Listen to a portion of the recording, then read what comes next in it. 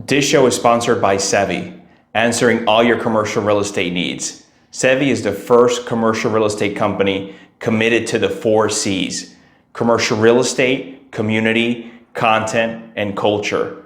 Go visit Sevi at Sevi, SEVI, properties.com. Again, SeviProperties.com.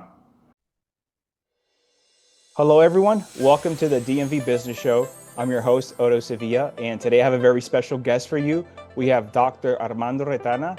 Dr. Retana is not only an MD, he's a DDS and the Chief Medical Director at Capital Center. Welcome to the show, Doctor. Hi, Otto. Thank you for the invite.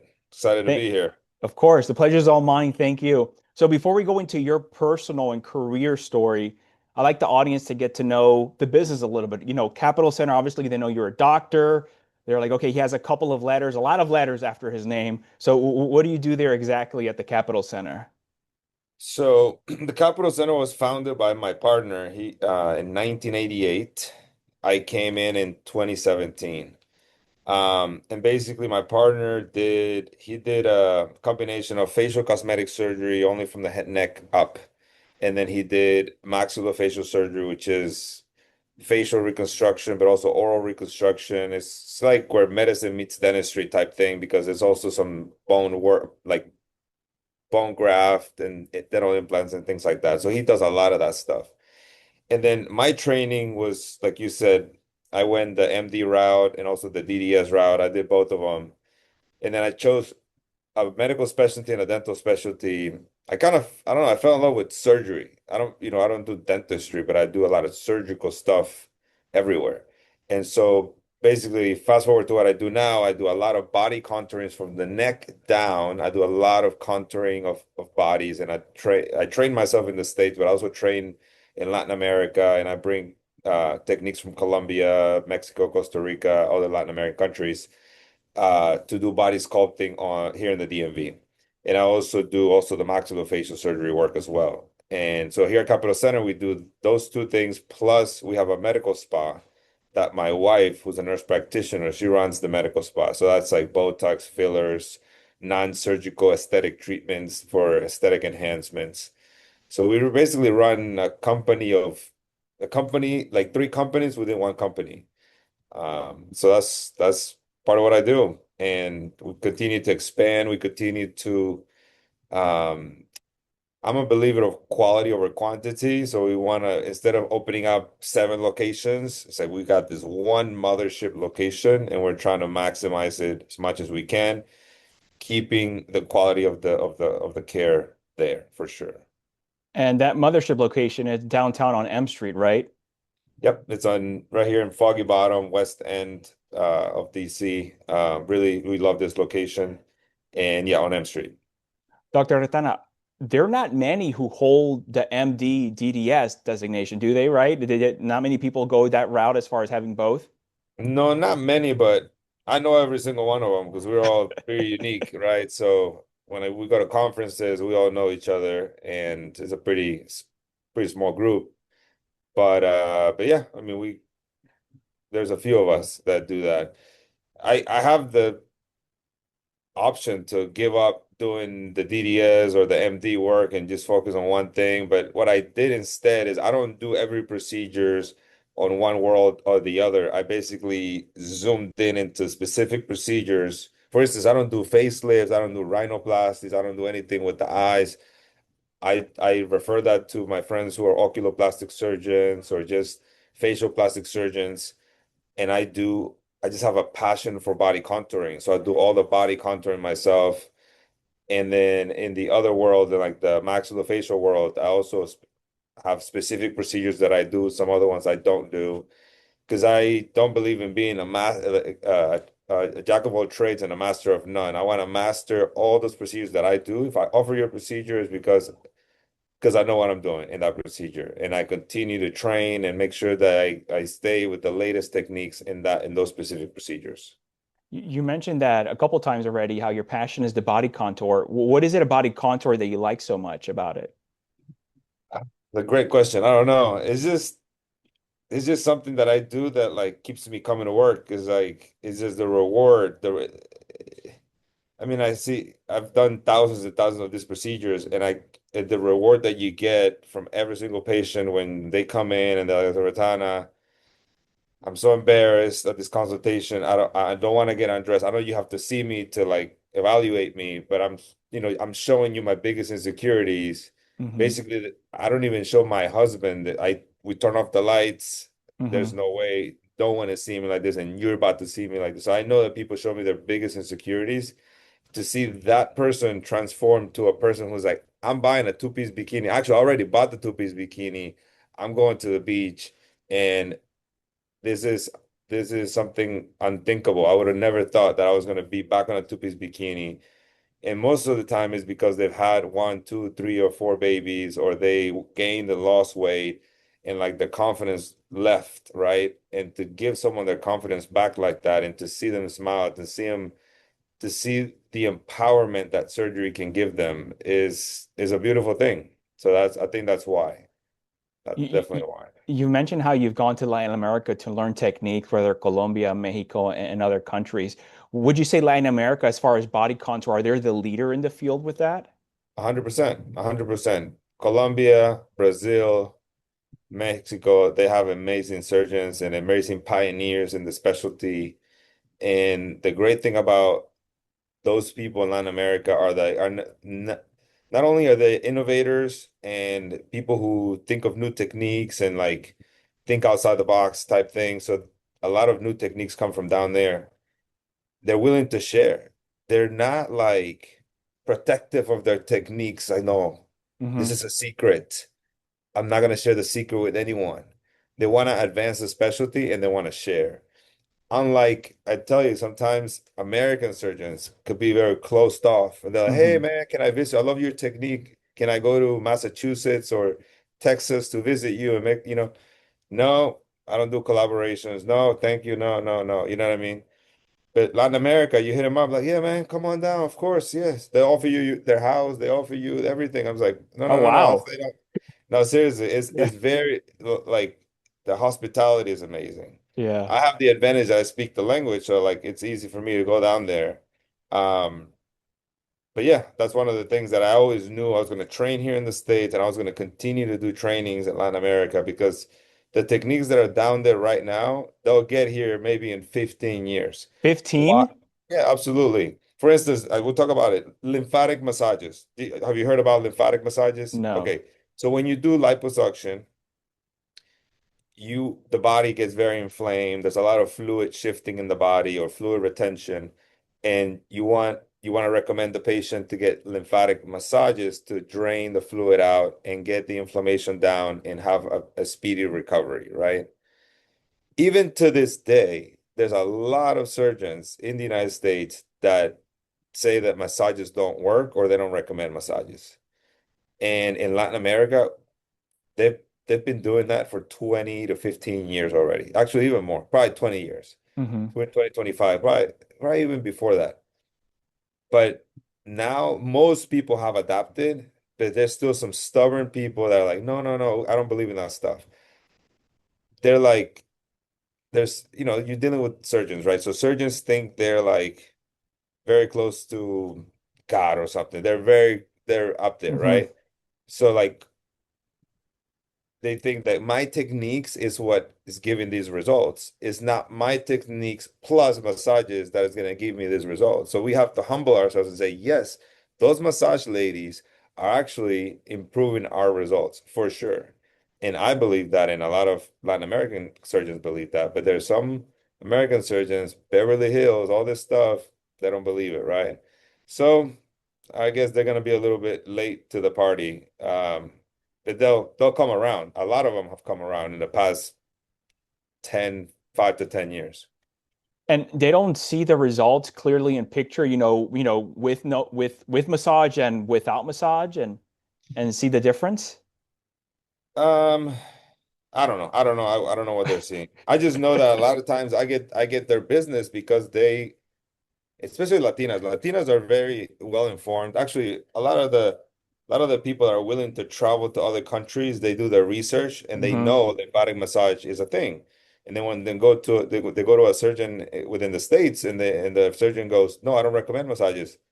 they go, "Oh, I'm not at the right place. Mm. Let me go to Dr. Retana, who I know from his Instagram. He definitely recommends massages." So literally, they could have had a patient. They could have gained a patient, but because I guess their beliefs on post-op care is different than really what the norm is now worldwide. So yeah, Well, more clients for you, more patients for you. yeah, absolutely. So, Dr. Retana, are you originally from this area? You can say that because I mean I was born in Costa Rica, and then my I moved here to Montgomery County, Maryland when I was 15. Okay, So I grew, so you grew up in Costa Rica, though. A lot of most of your childhood was in Costa yeah, Rica. my childhood all the way to 15, I was in, so you could say by childhood and preteen, Costa Rica, teenage years in the Uh-huh. DMV, and then I went to college in Kentucky. Then I went to New York I did dental school first, then I did medical school after that in Florida. And then I did all my surgical training in Florida, and then I finished my surgical training in Oklahoma. Then I came here, and I came back to the DMV. So, if I can briefly take you back to Costa Rica, what part of Costa Rica are you from? I'm from the southeast, close to Panama. Ah, yo soy de Nicaragua. Nicaragua. Yeah, From the north, on the other in the side. north of Costa Rica. Yeah. Yes. So yeah, So, yeah, uh-huh. that's amazing, man. What part of Nicaragua? Managua. Managua. Yeah, from Been Nicaragua. there 2 or 3 times. Really? Okay. Yeah, Yeah. in my college years, we would go. My mom, her best friend, who's Costa Rican, she was some kind of politician. I think she was like the ambassador of Costa Rica in Nicaragua. And so we would go visit her, and she lived in Managua, and we would go to this discoteca called Ipa Ipa. I don't know if you remember it. That But that name sounds familiar. I think I it might was have visited a couple times in my teenage years. it was very popular, and so we went there a couple of times. It was a great time. But I left Nicaragua I still have a lot of family back in Nicaragua, but I left there very young. So I grew up in DC in the Maryland area. Oh, nice. But I've always gone there many times, especially during my teenage college years. I would almost go the whole summer there and just spend Yeah, time with the family. yeah. Yeah. My I have a lot of friends who are Nicaraguan, a lot of doctor friends who are Nicaraguan. Like my Okay. main four guys at my wedding were Nicaraguan. Oh, really? Yeah. They're not many. I mean, most of us are in Miami. Yeah. Let's see. Two from Miami, one from California, and and no, three from Miami. Yeah, three Yeah. from Miami, one from California. That's right. Yeah, Yeah. yeah.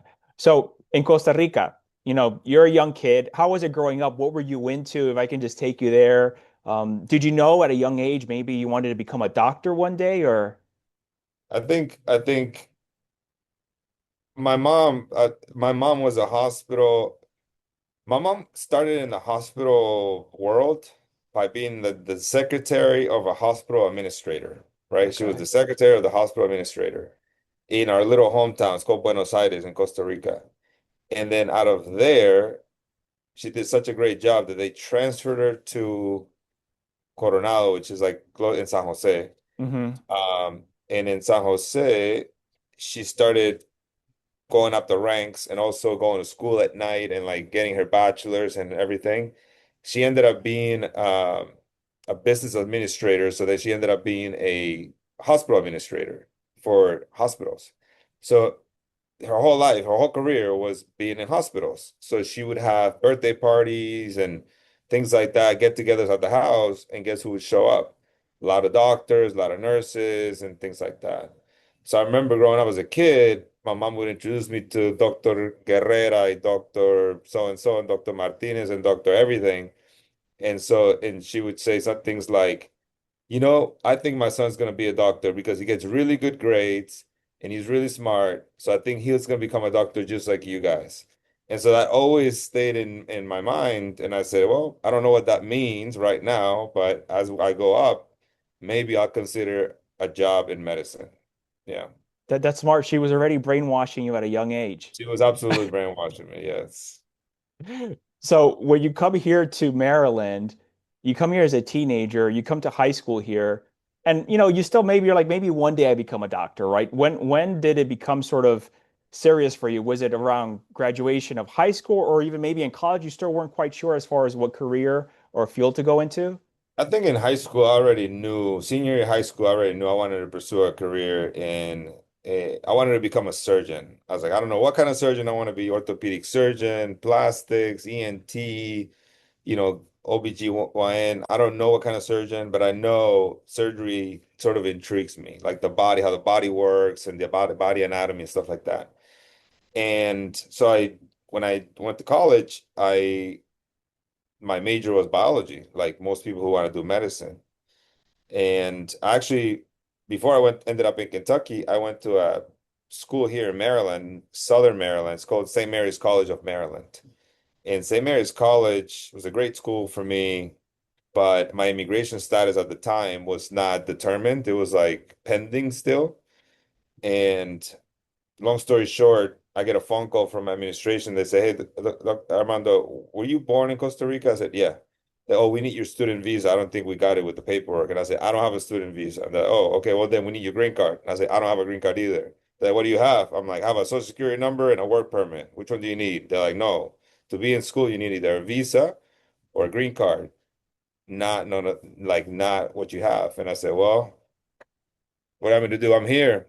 And they're like, anyway, long story short, they said next semester, because I was already in finals of first semester, they're like, next semester, you got to come back with some of those documents or you can't come back. So basically, I got kicked out of college because of my immigration status at a state-funded university. Then talking to my family, my dad, and other people, we found out that I could transfer to a private school, a Catholic private school in Kentucky that is not state funded, so they don't care about your immigration status. All they care about is who's paying tuition, basically. Hmm. So I was transferred to Kentucky because of that. And that was a turning point in my career in terms of appreciating what I had. You know what I mean? Like education is not just it's not just given to you. They were trying to sort of take it away from me. You know what I mean? Hmm. Even my dad was like, you know what, son, just don't worry about it. Just like while the immigration stuff gets figured out, just come and work in the construction company that we have, and then we'll figure it out. But I was so afraid of stopping. I didn't want to stop, my education. I wanted to continue. And I didn't want to like construction was not my passion. You know what I mean? Even though the construction business blessed my family in so many ways, paid for a lot of my college bills. I did not want to do construction. So, yeah, moving to Kentucky was my only option.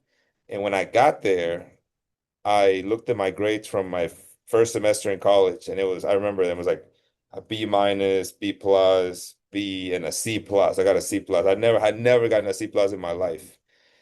And I said to myself, those are not doctor grades, man. I need straight A's to be competitive to go into med school, and that is not it.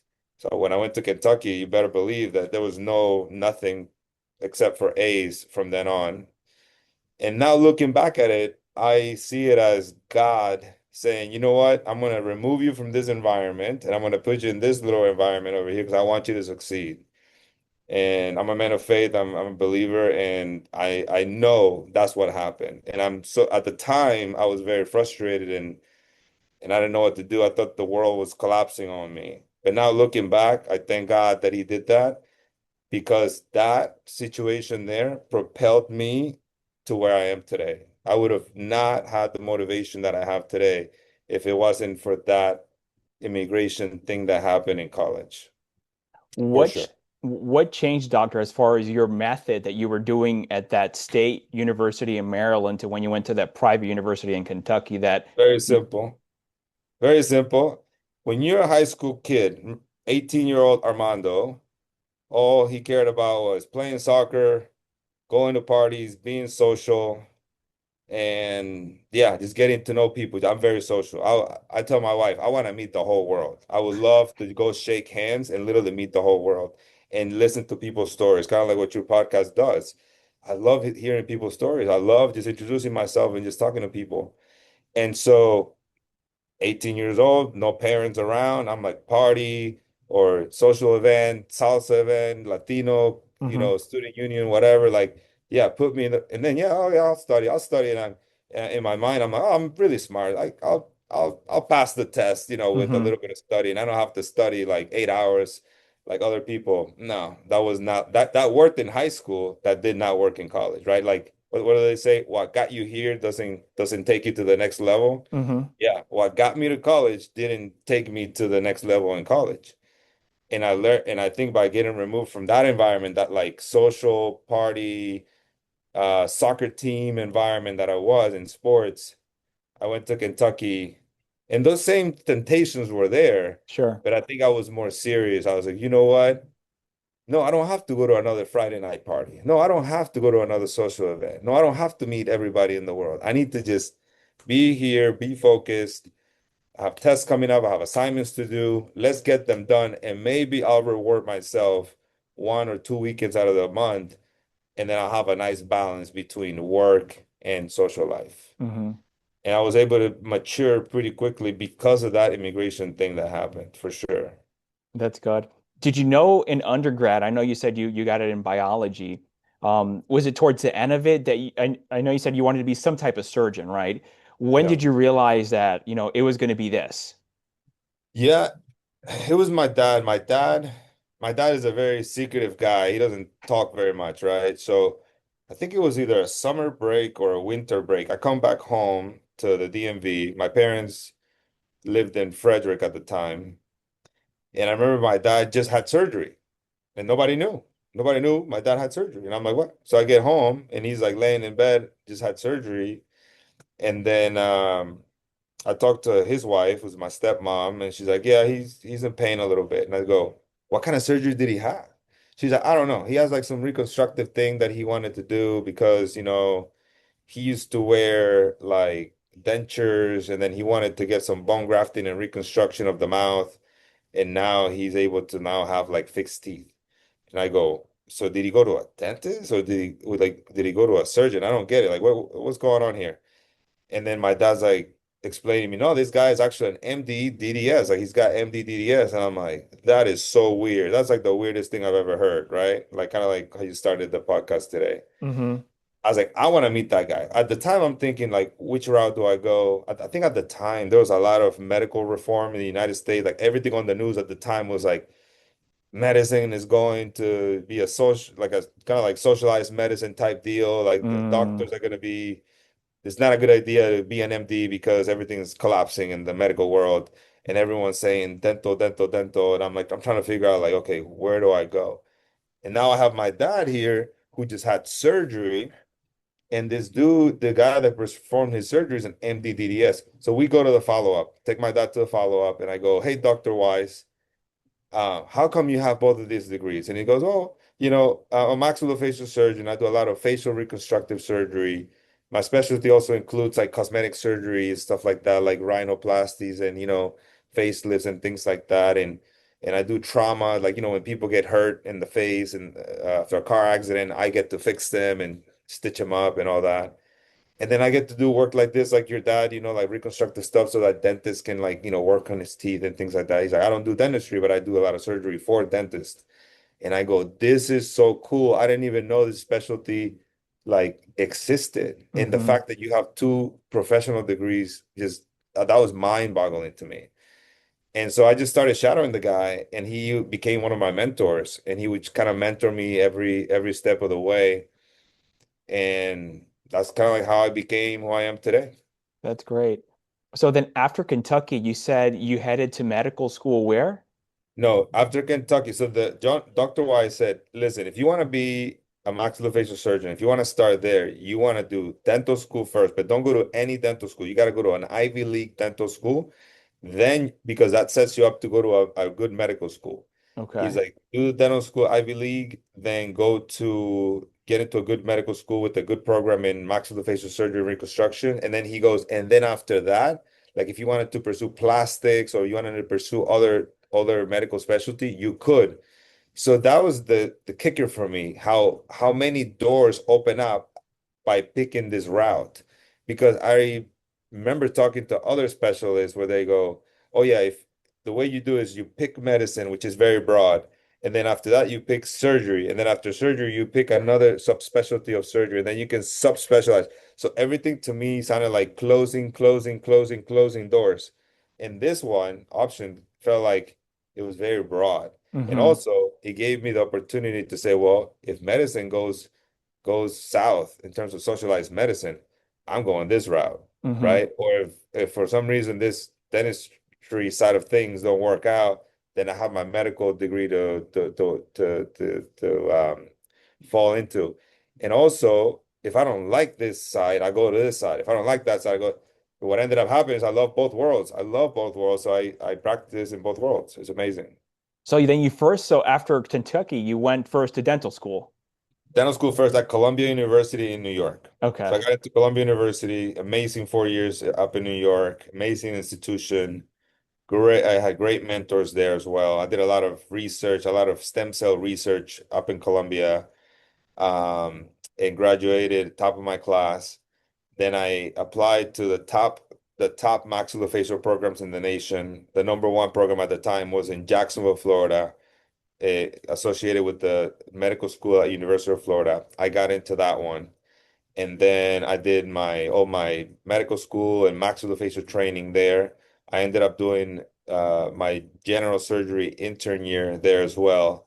And then I did my cosmetic surgery plastics fellowship in Oklahoma. Okay. And then from Oklahoma, you came back to the DMV. Yep, I always knew I was coming back to the DMV. I was gonna. I had Uh, job offers in Florida, and I was gonna start looking in California, but I wanted to stay in the East Coast, so I didn't. But I had job offers in Miami, but Miami's got this reputation for plastic surgery that I don't like. That's like they're very cheap clinics, and I don't know, they don't care about your safety type mentality over there, right? okay. Like that's the reputation that in general. Sure. And then I also knew the reputation of the DMV in terms of cosmetic surgery or plastic surgeons around here, not the reputation, not like that people would talk about. Like for instance, growing up, my aunt and my cousins and their friends would talk about, oh, I'm gonna get my lipo, I'm gonna get my BBL, I'm gonna get my breast done, I'm gonna get my cosmetic procedure done. I'm like, oh, okay, great. Where? Like, what surgeon around here? Oh no, not around here.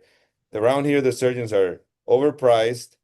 The results are not good. Their before and afters are like you don't even know which one's the before, which one's the after. That's Um, horrible. and the other thing is they don't speak my language. Nobody hears like, nobody hears like speak Spanish. And no, I don't think anyone here can contour a Latina the way a Latina wants to be contoured.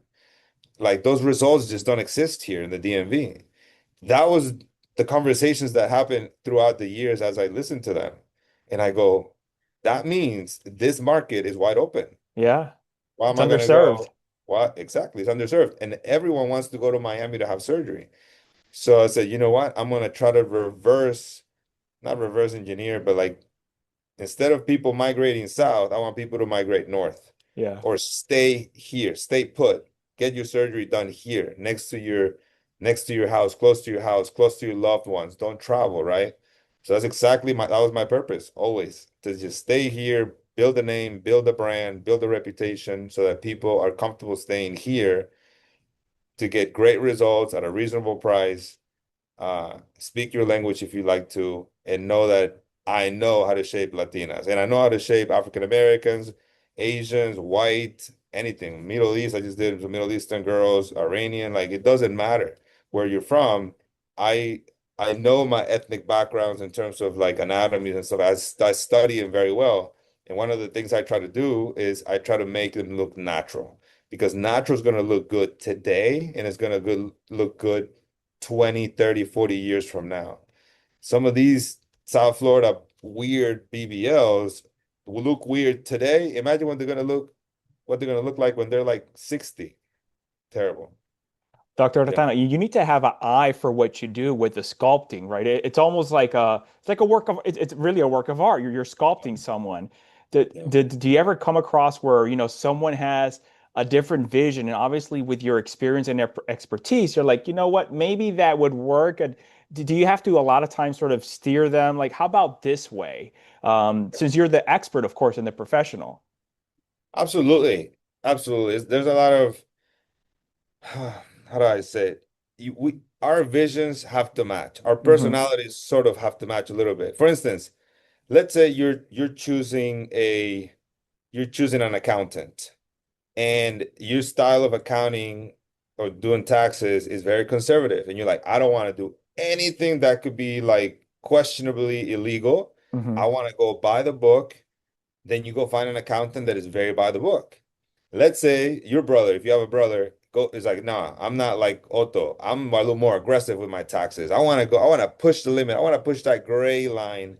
Almost to illegal, but not there. Like I want an accountant that is not afraid to go to jail with me. I want that kind of accounting, right?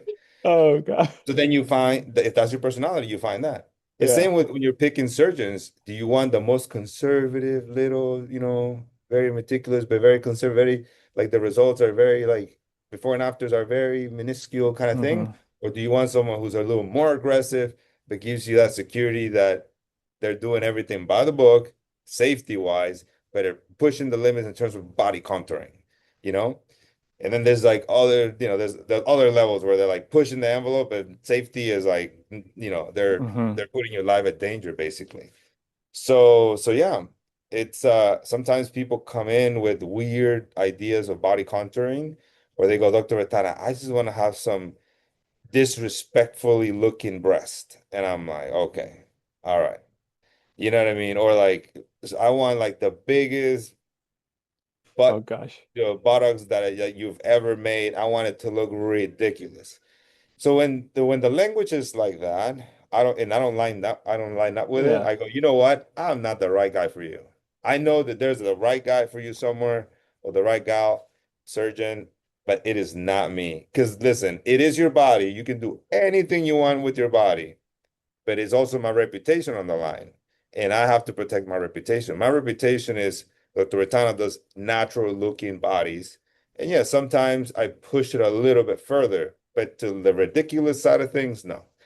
You know what I mean? So we both have something at stake. It's your body, it's my reputation. So we have to align our things, and then we can move forward. So there's times that I say no. I say, no, I'm not the right guy for you. Sorry. Yeah. And I think people respect that and appreciate it when we're honest that way.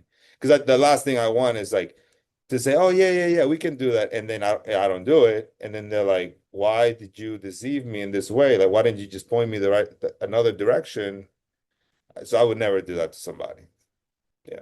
When you came back to the DMV after all the schooling, did you immediately come into the Capital Center practice Yeah. or okay. Yeah, Uh, I came in. I knew my partner had that sort of hybrid model of practice already with the facial cosmetic surgery and stuff like that. He didn't have anybody doing body surgery, and his vision was to have somebody join him with body surgery. So we sort of lined up very well and complemented each other really well. And so that's because I talked to many surgeons in the area, and just our philosophies were a little different. And with my partner here, we just clicked. It was great. It that's was great. like finding. I was already dating my wife at the time. I was dating my wife, meaning we were boyfriend girlfriend at the time. And at that time, I was also Hmm. professionally dating my partner now. We were kind of going out to dinners, talking. I was coming to his office, seeing like what the layout of the land was. And it was like finding a wife. It was like finding a business partner is like finding a wife. Because like, Yes. once you sign it's like the same thing. I tell my wife it's the same thing, except I don't have sex with him. You know what I mean? But contractually, it's a contract. Yeah. Just like marriage is a contract, business is a contract. And I've been blessed to have an amazing wife and blessed to have an amazing business partner. And I believe that's why we've been growing And that's almost 8 years, right? almost 8 years. Yeah. Yeah. Actually, it's been 8 years now. Yeah, for Okay. sure. Mhm. That's great. What would you say you're most proud of thus far in your career? Most proud, I think the most, I mean, building, I don't know, so many things, man.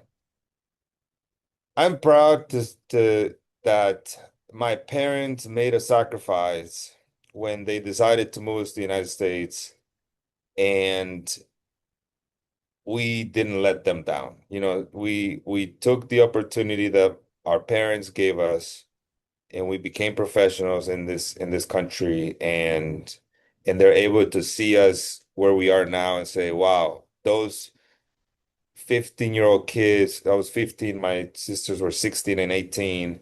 They did something with this move to the United States. I'm very proud of that. That's been one of my biggest motivations in life when, those days you wake up and let's say in college, you wake up and you got to study for a test and you're like, man, I do not feel like studying today. This is the day that I don't feel like studying. But then you remember the sacrifice your parents have made and everybody in your family, and how you got kicked out of the other school and now you're in this one, and you're like, you know what? I can't be lazy today. I have to force myself to just keep going and and graduate from this level of school and then go to the next one and go to the next one and achieve my fullest potential. And I've always wanted to see the best version of myself. Even today, I'm not done. I'm not done. I'm not done at all. I feel like I just started. You said, oh, it's been 8 years. Yeah, it's been 8 years. That's like my first decade as a surgeon. I see decade number two, decade number three, decade maybe number four. And so I just got started. Yeah, I And agree. You're just getting warmed up. I'm just getting warmed up, baby. Let's go. That's what it is. That's the mentality I always try to get, because I don't want to get to a place where I feel comfortable and then it's just stagnant. There's no growth. I want to Hmm. every year continue to grow, not only as a surgeon, as a business owner, as a father, as a husband, as a man of God, everything. I want to make sure that I continue to grow, because I want to get to old age and say, I got to live my fullest potential. I got to see what the best version of myself looked like throughout the years. Yeah. Yeah. It's so true, Dr. Retana, because it's unfortunate. I look at that myself, and especially in the Latino community, how many parents, I mean, I'm first generation, just like you. I grew up here, though. I came here at a very young age.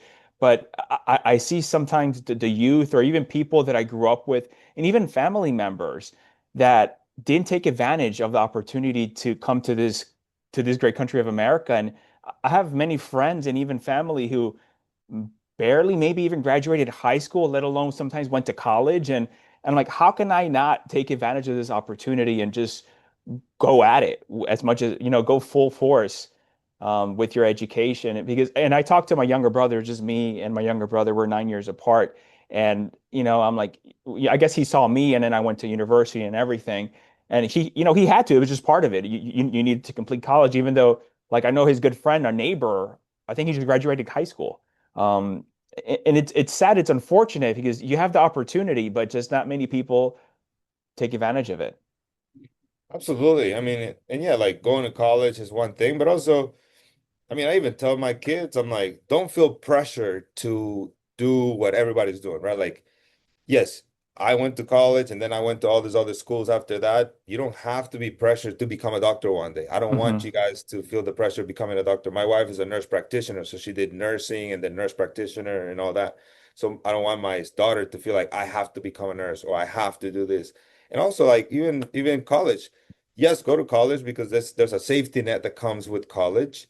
But hey, dude, if you like, for instance, my son it's a really good salesperson. Like, the kid will sell you anything. He in high school, as a 17-year-old, he started working at Nordstrom, and he was working hourly but also commission. It was mainly commission based. And this 17-year-old kid was teaching how to sell basically at Nordstrom. And all these older people who that was their full-time job, they're like, who is this kid? Like, this kid just showed up and started selling everything here. And he's getting more commission than we do every month. That's crazy. So he has a talent. He has a talent that everybody would want. Like, who doesn't want a good salesperson that you can sell? Dude, you can sell, if you sell clothes, maybe you can sell cars, maybe you can sell exotic cars, maybe you can sell real estate, either commercial or residential real estate. Hmm. There's a lot of good commission work out there, and you don't have to go to college to be taught how to sell. Hmm. However, if you mature within college, you mature within business schools, you continue to mature as you grow, those skills that you have within you are gonna grow exponentially, I believe. So I always tell my son, stay in college, of course, but if that's not taking you what your heart wants to be, then you let me know, man, and we'll figure it out. You know, Yeah. so I don't want to put pressure on them. Yeah. Is he in school right now, your Oh son? yeah, he's in school right now. Okay. Yeah. And I'm sure he's probably selling something part-time. He is. He is. He has like some kind of business where he loves like designer clothes. So Okay. like he figures out how to get good deals on like Balenciaga and like a bunch of other brands I've never even heard of. But his generation is very into brands and whatever. So yeah, he figures out how to buy clothes and sell them and make a profit out of that, and puts together outfits for people and for girls and for guys and all kinds of. He's into fashion. He's gonna do some kind of fashion stuff. He's also the kid grew up playing like video games for all the supercars. He Hmm. sees a Lambo, he sees a Ferrari, he'll tell you the specs of every single car. Oh, I wow. tell the kid, I'm like, dude, one day, if you just go down to the Ferrari dealership and you sell one Ferrari, dude, Yeah. you made commission on that one car. And then if you're able to sell one car a month, you're set. Yeah. You're I, set. I agree. What advice would you give someone, doctor, if they wanted to sort of follow in your footstep, becoming a plastic surgeon? Would you say recommend the same thing you went as far as, first dental school, med school, or what would you suggest? No, I get a lot of people who ask for advice, and I I tell them how I did it, the way I got to where I am, Hmm. and I also understand that's not the path for everybody. It was the path for me, because of the mentors I had and the goals that I had for myself. But no, a lot of times I encourage people, say, go the medical school route, go straight into that area because it sounds like that's what you want. But I also tell them shadow people. Like if you're come shadow me in the office, come over here. Let's like look and see what I do. Look and see what my day-to-day looks like. And then go shadow other people that just have one specialty. Go shadow people that work in the hospital only. Go shadow people that have a private practice out here. Go shadow people everywhere, and see if you like their day to day or you hate it, right? You can just like you can love what they're doing, you can also hate what they're doing. And so that's my word for my advice to people is like go shadow whoever you want to be in life, whoever has the job that you love, that you think you love, that you want to be performing for the rest of your life. Go shadow that person and see if you truly like it just by shadowing them. And that's I love to my social media. I sorry, I'm connecting my computer because it's about to die. Um, on my social media, I try to tell people if they want to come shout at me, they can. They just reach out, and then we'll get them plugged in. Um, so yeah, Speaking about social media, I know you have a great following. From a marketing standpoint, doctor, what would you say drives the most traffic? Is it social or is it, somewhere else or 100% social. Yeah, at this really? point, Okay. yeah. I mean, I think marketing has gone in different stages. Like, listen, some of my mentors, people who train me, they're like, "Hey, you know how I build my practice?" I'm like, "How? Surgical practice." The yellow pages. I'm like, the yellow pages? Like, yeah, I had Yeah. the biggest sort of ad in there, and like people would call my office and we would do surgeries like that. And then next mentor's like, no, it wasn't yellow pages for me. It was the website. Like my website was the best website and blah blah blah and all this stuff. And now you can have the best website, but if you don't have social media presence in the field that I'm in, you're Hmm. not getting business. So we're revamping our website right now because I think it needs to be upgraded. But our social media is where 100% of my cosmetic surgery patients come from. And my wife's social media is also very driven to market to people and bring them in. So yeah, and it's right now is Instagram. It used to be Facebook, now it's Instagram, and it's going into TikTok now. So like you just have to know where are people spending their time and who's your targeted audience? Who's your ideal client? Who's your ideal patient? So I understand who my ideal patient is, and I do all the social media targeting, that kind of thing. And I don't pay for ads. I don't pay for any social media ads. It's all truly organic. I want people to consume my content, which is very educational for the most part. And then I want people to share that content with others if they find it, if they find that there's value in it. Did it take time to build that following, or was it almost pretty quick as far as okay, boom, and then you saw immediately results? No. So I came here in 2017. My social media didn't take off until 2020. So about 3 years it 3 years. took to like slowly build. And once it took off, you know what? A lot of people, I think you were telling me that the pandemic 2020 was a was an interesting time for you, right? Mm-hmm. Well, it was also an interesting time for me in the sense that remember what I told you earlier, most people from the DMV had the mentality that I'm going to travel elsewhere, get my plastic surgery done, and then come back home. Well, guess what happened in 2020? Can't travel, can't go anywhere. Cities are shut down. You can't, COVID. Okay, so what do people do? Hey, I need to find another surgeon around here, and I'm pushing content on social media. Next thing you know, boom, everybody's like, Dr. Retana, I had a surgery plan in Miami, but I'm gonna do it with you. I had a surgery plan in Colombia, but I can't go to Colombia. I'm gonna do it with you. I had a surgery plan in Mexico. I can't go over there. I'm gonna do it with you. Oh, and I'm gonna bring my sister and my this and my dad and my best friend and all, and then boom, right? But not and then you get the that I got the chance to prove my concept, prove my skills and everything else, and then start showing good before and afters, good safety records, good everything, good customer service, all of that, and then everything took off from there. So it was a blessing for me, 2020. In life, Dr. Ratana, we all have sort of setbacks and failures, whether in business, in your career, or in your personal life.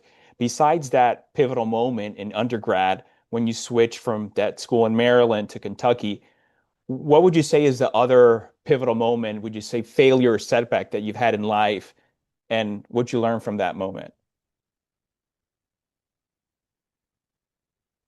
I believe that as of right now, I've only had one critical pivotal moment in terms of where I feel like the kind of like failure type deal. Mm-hmm.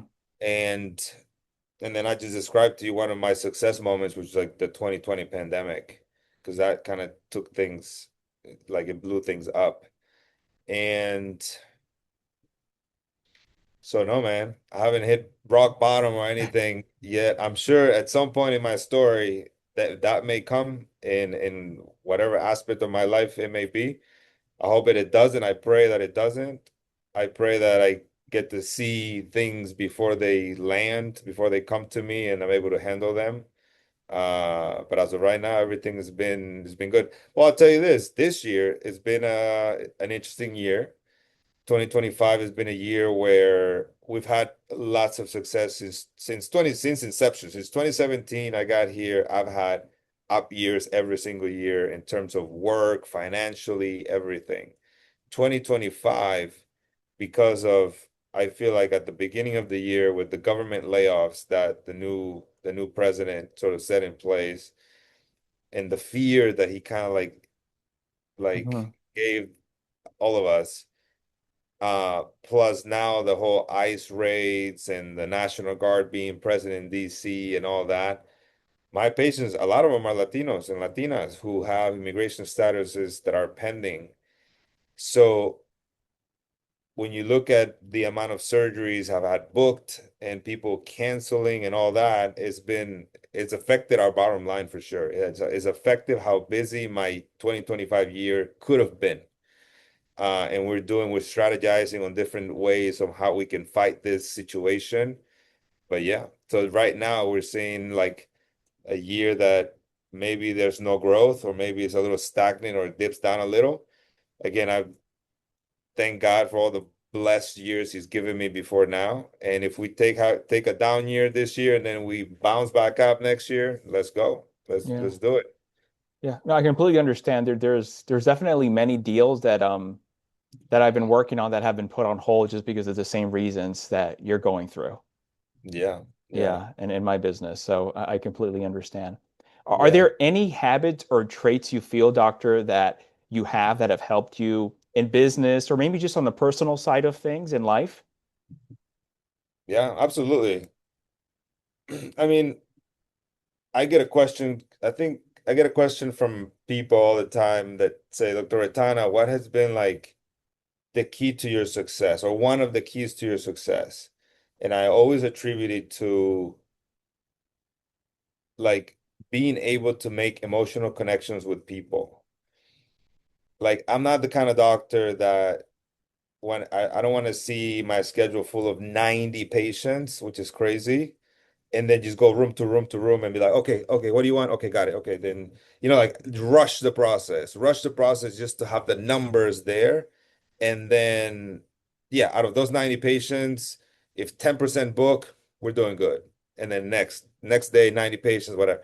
No, I'm more like, no, I'm gonna give people their time.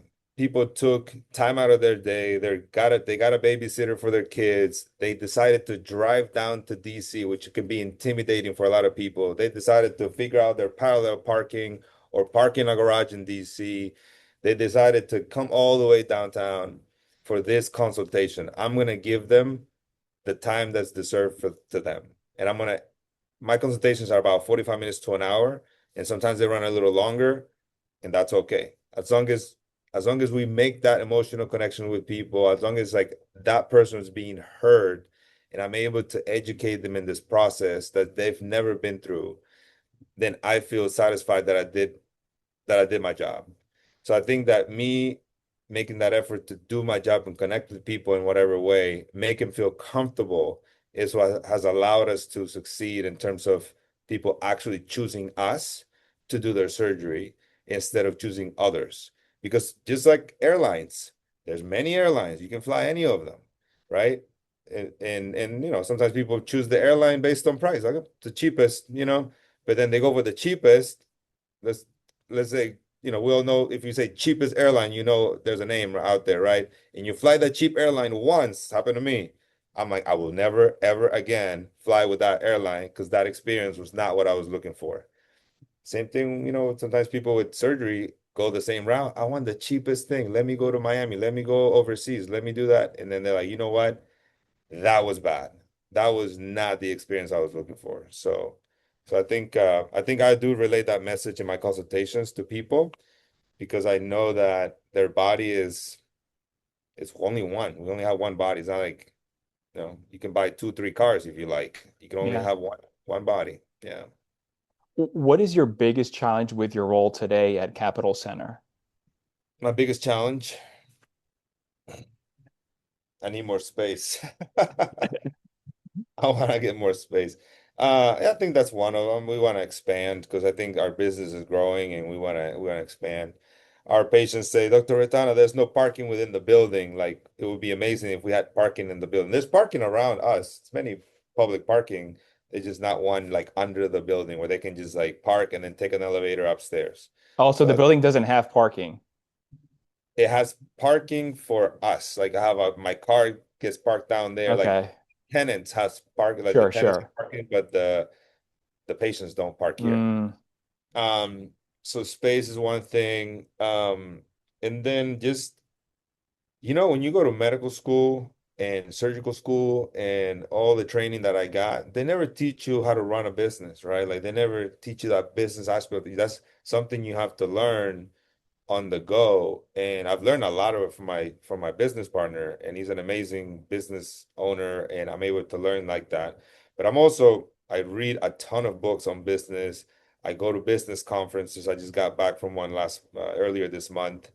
I I consume a lot of content that has to do with business advice, building a good culture within my staff. We actually this year started a book club. And one of the books that we're reading about, it's about the customer experience, the customer service, how to provide the best customer experience. And you would think that a business, it would be more like if we were like in the hospitality business, that would make sense for us to read. But I believe that in the industry that we're in, like we are in the industry of customer service and customer experience, and our product or our service is surgery. But really, like what we're in the business of having them have a good experience, not only in the surgery part of things, but like in the day-to-day things like so we're reading a book like that, and we're gonna read more books. I love also the fact that my staff was very open to my idea of let's read book together. Like I want, like I'm reading a ton of books, and all these ideas mean nothing if I can't get you guys on board. I need Hmm. everyone on board for my vision to continue to grow, and so we can reach that vision that I'm envisioning. And everybody bought into it, and we are doing it. That's great. I just thought about it. I just recently read a great customer service book, but I'm blanking out on the name. I highly recommend it. It was written decades ago, but even now, I read it and I loved it. I'm going to send you the information. I think you and your team will enjoy it. It wasn't the gold standard, was it? No, it was not that. It was not Okay. that. Yeah, Yeah. that's the one we're reading right now, the gold standard. Very, very good. If you haven't read that book, you should read it. It's amazing. Okay. Speaking about team, how does your team look like now? Like, how many people are there? Yeah, we have 20 staff members here. We got, yeah, like let me see, like probably half of them, nah, maybe like 8 of them are administrative staff, and then the other 12 are clinical staff members. Okay. Yeah. And as far as surgeons, it's only with just a couple. It's actually 3 of us now. We just Okay. hired a new surgeon. He just started like a month ago, 2 months ago. Okay. So Yeah. just three of you. Yeah, because my partner, the older surgeon, he's transitioning out. He's gonna retire, in a couple of years. Hmm. And then the new surgeon is, he's gonna start building his practice. Okay. That's good. Yeah. Coming to an end here soon, Dr. Retana, Yeah. what do you know now that you wish you would have known at the start of your career? Of my career, so many things. So many things. I know that I know how to I value my time a lot more now. I feel like Yeah, I feel like when you're young, when you're in your 20s, you just waste a lot of time in dumb stuff. I think back then it wasn't social media so much. It was just, I guess, like hanging out or I don't know, trying to socialize. And now I try to give time to things that are actually important. Um, I still try to, network with people, and I still try to go to work related things, continue to brand myself and all that. But I also know that I need to spend time with my wife. I also need to spend time with my kids. I got to spend time with my mom and my dad and my sisters because they're not gonna be here forever. And so it's just it's valuing your time. Just value my time a lot more than I did before. And yeah, that mentality of trying to be the best version of myself. I didn't have that mentality. I guess I always kind of like try to do it, but now I'm more intentional about it. I'm like, what can I do? How can I plan this year and how can I plan next year to make sure that I attend the conferences I want to attend, that I spend the quality time that I need to spend with my kids and my wife? Because a lot of business owners and entrepreneurs, and I'm at fault of that. And my wife put me in my place many times where I'm like trying to do so many things all at once to grow my brand, to grow my business, to grow my presence, to acquire more business, right? But then, but then something suffers, right? Which is Yeah. usually the family. And then what's your excuse to the family that, well, but I'm doing this for you. I'm doing this for the family. I'm sacrificing all this time for you. But that's the excuse you tell yourself that obviously your wife and your kids they don't care. They're like, but you're not here, right? You're not present. So at some point I woke up and I said, you know what?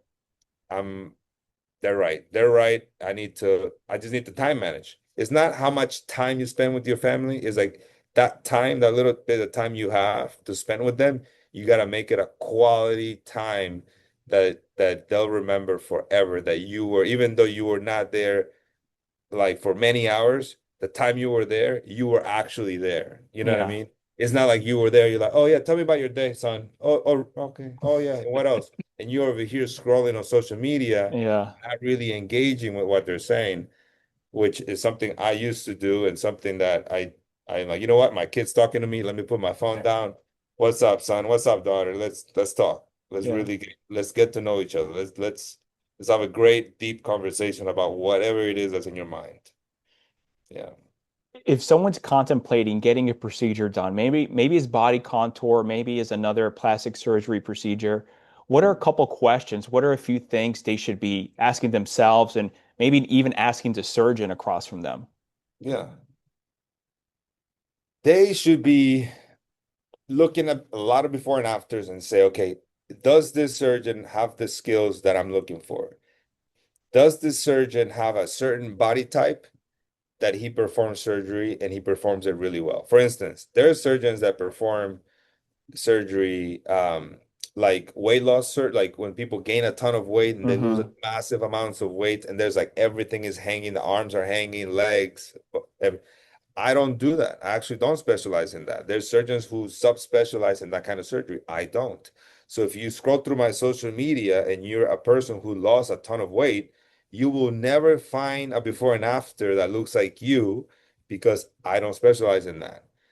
I specialize in petite women, skinny, medium, and larger, but not like huge BMIs. And I have BMI limits, and like I tell people kind of like what bodies I do, and I specialize in body contouring of that. One of the toughest surgeries that I perform is the very skinny girl that wants liposuction to get rid of some areas of fat and wants like some body sculpting, like she wants like female abs, and she wants a booty and all that. You know why that's one of the toughest ones? Because the margin of error is like it's the margin of error is so high. Like you do one wrong thing there and like, ah, doesn't look good. You know what I mean? Mm-hmm. A lot of surgeons actually deny those kind of cases. Like, girl, you look amazing. You don't need plastic surgery. Go exercise and you're fine. And I'm like, no, I can do your case. Great. I know how to do Okay. your case. I've done many of your cases. Go look at my social media. You can see a bunch of little tiny skinny girls that want to do exactly what you're trying to achieve. Just go from looking skinny to athletic. You want athletic? I'll give you athletic, right? Mm-hmm. Anyway, so look for a surgeon who specializes and has the skills to do what you want them to do. The other thing I would advise people to do is like don't look for devices. A lot of times the device companies advertise this device and that device and this device. And so they're like, hey, Dr. Retana, do you do J plasma? Hey, Dr. Retana, do you do Morpheus 8? Do you do body tight? Do you do this? Do you do that? And I go, I may say yes or I may say no, but they're looking for a device that they think is the magical answer to their results. No, it's not. The magical answer is your surgeon who's been working for decades to perfect his recipe and just trust him or her with their skills. Don't look for devices. And the other thing is make sure that you go to a reputable clinic that has a good safety record, that cares about you, that doesn't, you're not just a number in their schedule. You're actually a person. You're actually somebody that we understand that you're like that the surgeon and their team understand that you're somebody's mother, you're somebody's daughter, you're somebody's loved one, and they treat you accordingly.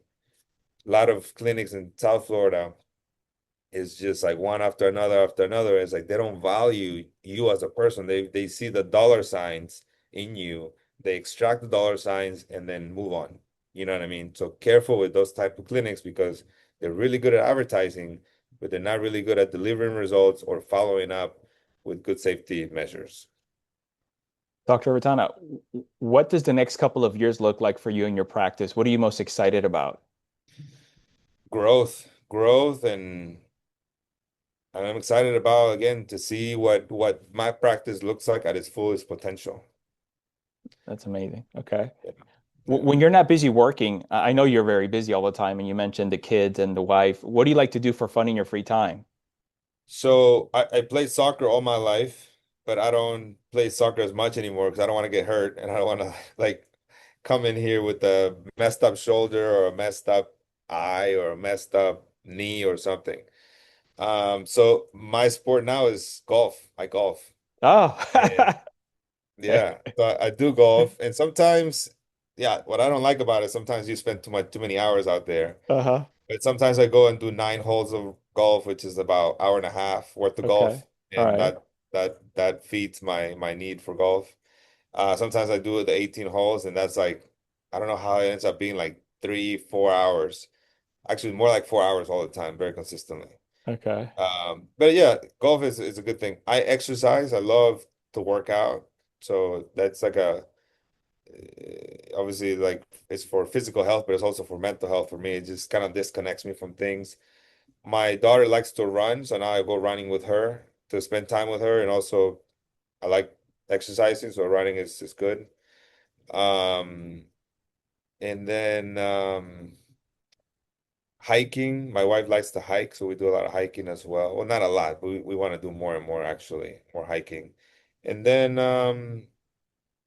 just just spending time with the kids, man. Spending time with the kids. I know they're gonna grow up and go to college, and next thing you know, we just don't have, we're empty nesters, and so that kind of thing. And then also trying to work on, trying to keep those relationships within my family, like, try to keep relationships. I'm one of six, so like I have five other brothers and sisters out there, so I want to try to connect with them, connect with my parents. Like, there's so many things, but Yeah. you can't really like do it all. But again, like I try to give my time to people that I care about. The kids, you only have two, you said? Yeah, we only have two. One's Okay. 18, the other one's 14. Okay. So the 14 is the girl and the 18 is the boy in college, right? Yeah. Okay. Well, that's great. How Dr. about you? How Retana, many kids? I have three. I have three boys. Three boys. How old? My oldest is 14. He's my oldest. Then I have one next month turning 12, and my little one is 9. Nine. Amazing. Yeah. That's awesome, man. So I understand. I try to take as much time with them as I can. And I heard this interesting stat the other day. I don't know how true it is, but they were saying how you spend about 80% of the time with your child when he hits 18 and under. So if 18 and under, that's already 80% of the time you will ever spend with them in their entire life. After that, and I'm just like, okay, I'm like the clock's ticking. I'm like, okay, it just changes your perspective a little bit. Absolutely. I can definitely see that because I even to this day, my mom, um, the way my parents did it was like my dad was already in the States, my mom was with us in Costa Rica, and my dad was already remarried. So basically, my mom had to accept to send her three kids at the time, the three kids to my dad and stay in Costa Rica, right? Hmm. So my mom always, she's very like, always tells me, is like, I didn't, basically, that stat that you just said, 80% of the time she spent with me, for instance, was up to the age of 15. Beyond that, I've been gone. Hmm. So to her, she always tells me, like, you're my baby and you're the one that I wanted to spend time with. And then it was cut short because Yeah. of the decision for you to move here. And And I get it. I get it now that I have kids, and it's kind of like, man, yeah, they're gonna be gone. Yeah. And that's why sometimes I can be here. I'm at my work right now. I can be here until like till 5 p.m. if I want to. I can go to like 9 or 10 p.m. if I start doing work on my computer, emails, and all kinds of things that I like to do. And if my wife doesn't call me and says, "Hey, you need to come home," or sometimes I tell myself, "I need to go home. I gotta go see the kids. I gotta go like whatever. Just Yeah. listen to Just, what the kids did in school today yep. and all that. Otherwise, um, we're not gonna spend time with them, you know?" Yeah. Yeah, yeah, yeah. Dr. Retana, if people want to learn more about you and Capital Center, where can they go to learn and get more information, please? They can learn a ton about me, my social media. I'm an open book, man. I post where I go on vacations. I post actually my wife does more than I do, but anyway, yeah, like where we go to eat sometimes, where like who we are, the pets that we have, the kids that we have, like we're an open book. And I know these days that could be dangerous and good at the same time. I don't know. I try, my wife is very open with it, the posting, and I tell her, hey, with all this AI, we gotta be careful with this stuff. But they can learn a lot about us in social media. I think that's the beauty of social media that you don't, and I think that's the not so good thing of just having a good website, because a good website is like a static picture of you, and then social media is like that dynamic picture of you. So they can learn a lot about us in our social media. And we're the ones interacting with patients on their or people that want to request or have conversations about their journey, surgical journeys and things like that. I'm the only one responding. I have other people sort of do a little bit of my social media, but a lot of all the responses to people, it's me responding to people. So yeah. That's great. What's your Instagram handle for those listening? It's love that body DC, love that body DC, all together. Hmm. And or you can just type in my name, Armando Retana, and I'll come up on there. Sometimes Instagram likes to shadow ban me because I post a lot of sort of pictures that are nude and they think that's pornography, and so I get messages that they're gonna close my account. So they don't close it, but what they do is they sort of hide me from people. So you have to you literally have to type in love that body DC and then boom, it appears. If you just type in love that, you think you already got enough letters in there that it'll Hmm. direct you to my account, and it doesn't. And it's because they're punishing me for some of the content I post on there, but it's not, there's respectful content and I try to email them and say, hey, listen, I'm a surgeon. This is what I do for a living. I'm not trying to disrespect anyone, but I gotta Yeah. show my work to be able to get business. You know what I mean? Thank you so much for joining me today. It was a pleasure. Hey, it's been great, man. And we gotta continue our conversation about the the founders and CEO thing that we were talking about. 100% for sure. Yeah. All right, take care, Dr. Retana. Take care, Otto.